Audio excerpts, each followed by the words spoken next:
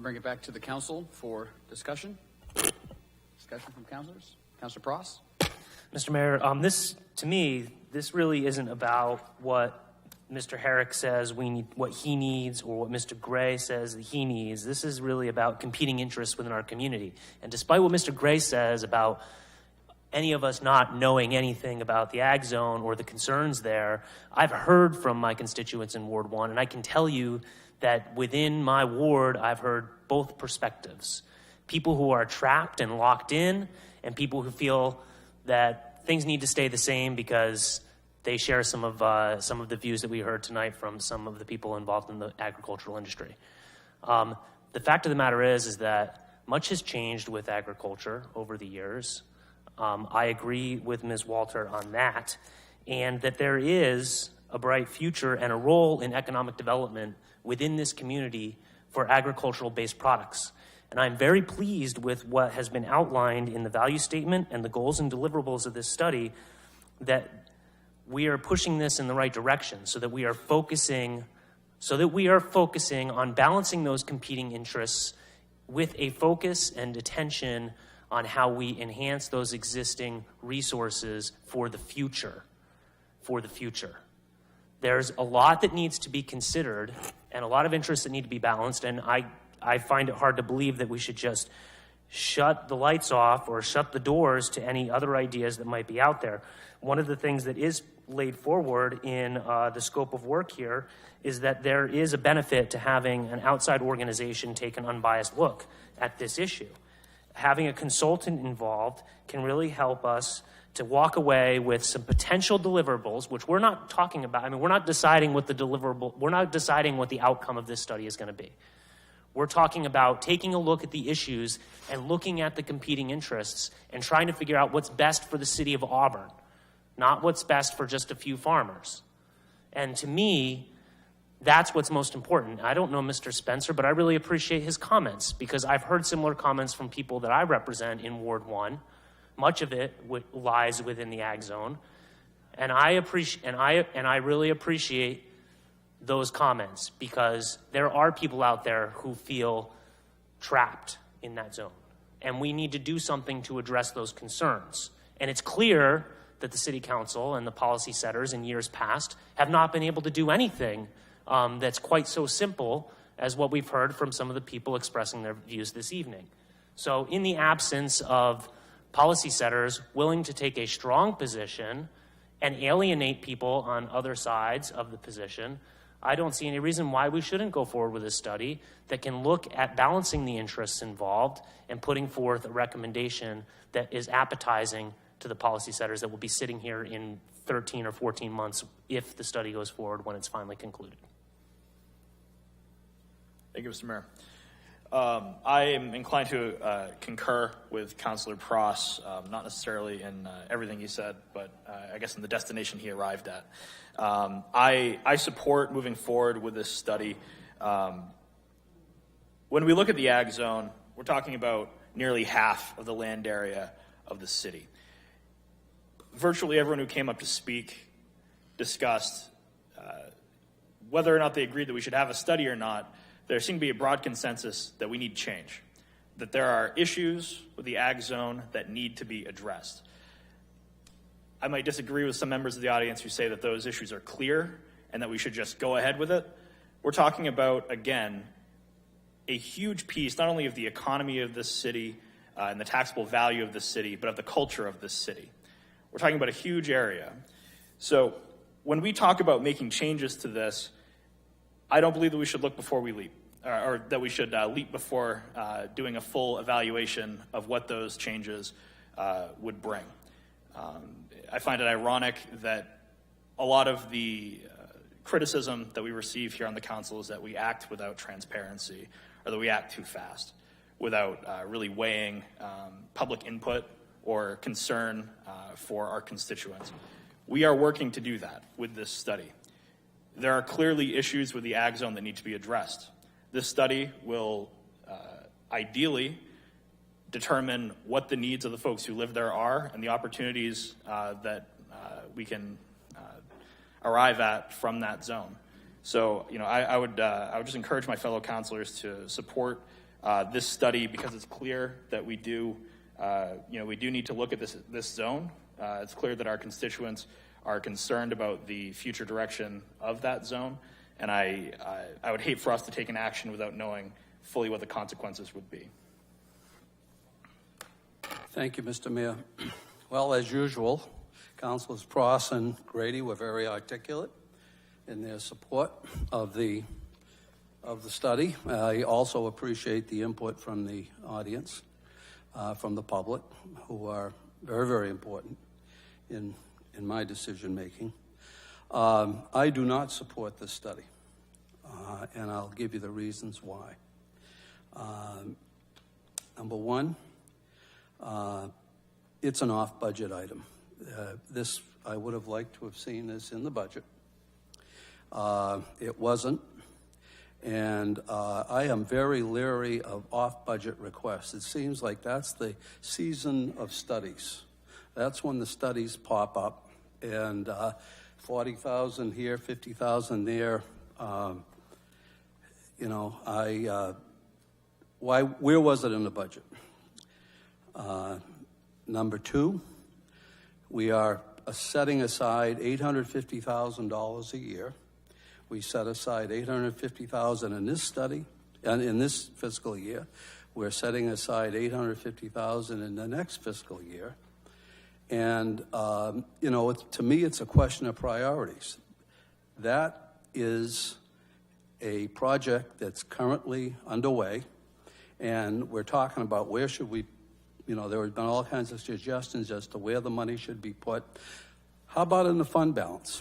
And let's get that built up to where it should be, because there was spending far in excess of what we should have been spending over the last few years, and now we're trying to catch up. And we're playing catch-up baseball, and we need to think about that project for sure.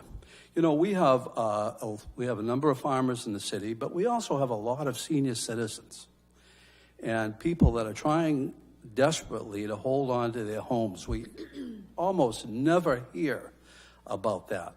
We had a 7.4% increase in the school budget this year. The people voted it, they wanted it, fine. But, we ended up having really a large tax increase. And, we just keep loading spending on the backs of people that are on a fixed income. For the last 2 years, I haven't seen any increase in Social Security coming out of Washington. We're expected to make things work as senior citizens, and it's getting very, very difficult. Number three, we haven't even attempted to try to look at this on a community level basis. We should be able to sit down, like it was mentioned earlier, I think by Mr. McPhee, that there was supposed to be a meeting between the North End farmers and the South End farmers. It never happened. How difficult is it to get people into the city council and talk about their jobs, their profession, what they do day to day? We've got other resources in the state that have been alluded to here. We have the Department of Agriculture that we can certainly work to get in here and help, with discussion. And I think it's a question of process here. Maybe we should start with a discussion before we jump headlong into a decision, into a study. We have the University of Maine. When I was at Maine, there was a department called the Department of Agricultural Resource Economics. And that's, guess what? Doesn't that sound very similar to what we're talking about here? We're not even tapping into these resources. We're paying money. Every April 15th, we send money up to Augusta to fund the University of Maine. How about getting some of the resources pointed, instead of at Aroostook County, down to Androscoggin County, and help us, with our economics resources here. So, You know, I think this is putting the wagon before the horse. I think we should be able to do, I've worked on a farm. I know what I'm talking about. It's farming, to me, we say, well, agricultural has changed. The cows look the same to me. And, that they did 50 years ago. I think this is $50,000, that it's $40,000 is the city's share, that I just do not support at this point in time. Let's get caught up. Let's get the $850,000 back in the fund balance where it should be, and then we can talk about another study. Thank you. Other council speeches? Councilor Titus? Thank you, Mr. Mayor. My concern with this study has been the same concern since it was originally brought about, and that is that it's an unorganized effort. Too many times we've gone into studies without a clear understanding of what we wanted to do.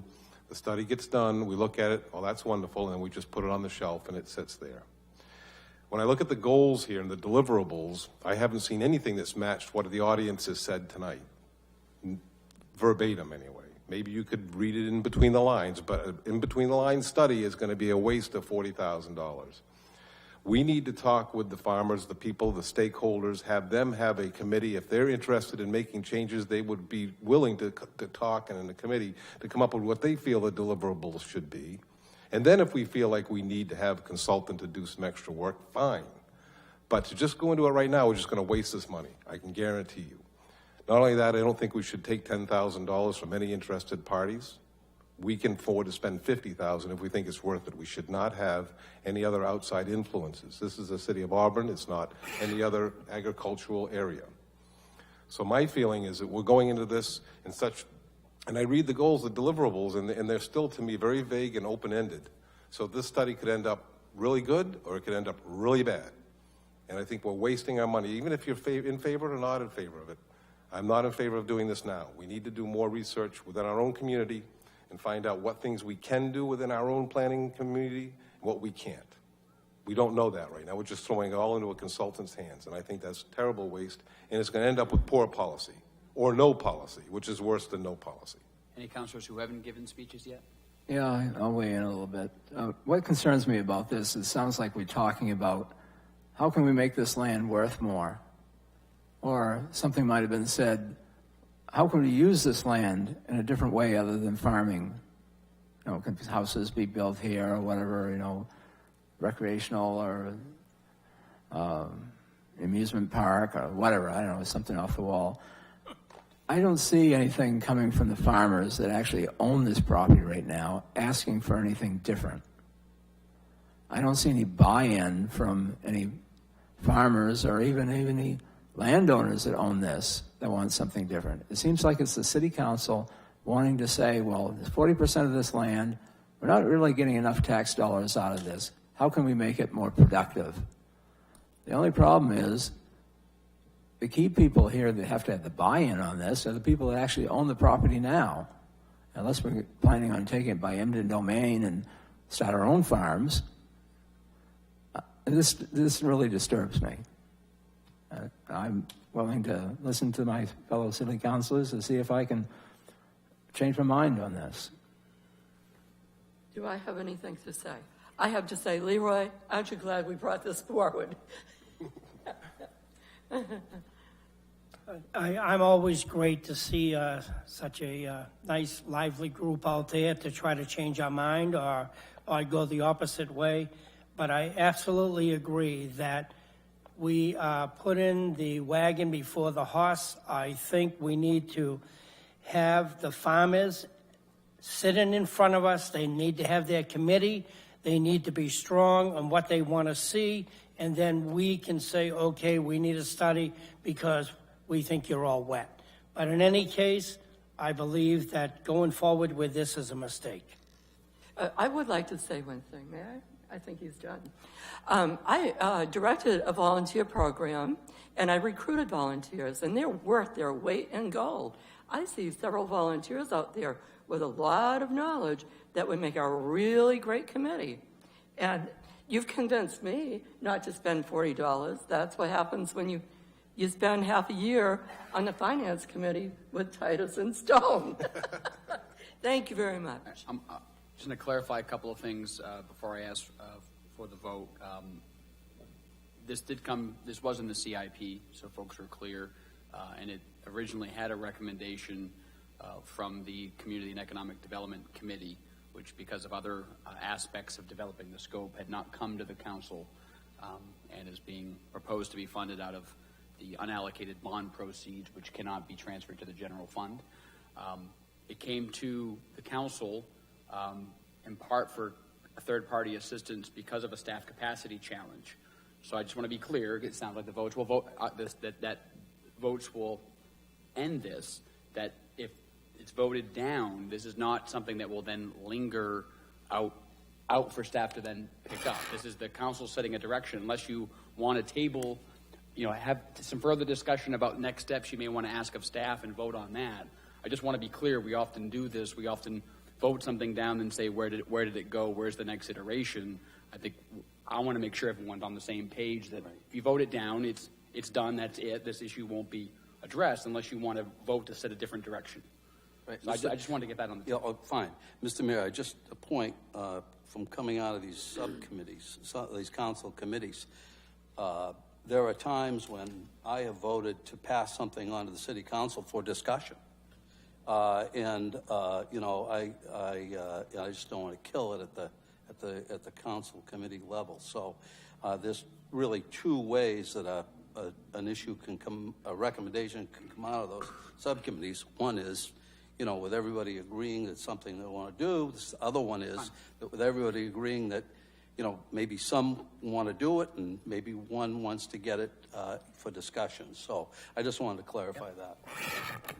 Mr. Mayor, one last point. if I may, to Councilor Stone's point, and I would have to look at the minutes, but my memory of the discussion we had at the subcommittee level, there was a unanimous vote to move this ahead with a recommendation for its passage, which is different than just moving it forward. I am fairly sure, Councilor Stone, that you put your name to that vote as well. But I would have to go back and check the minutes on that. You're entitled to change your opinion. That's certainly your right. To Councilor Young, you raised a couple of concerns about this in terms of talking this over with our planning department. They're the ones who are saying that they don't have the staff capacity to do this. Fundamentally, for me, this comes down to, and I want to be clear about why I support this study.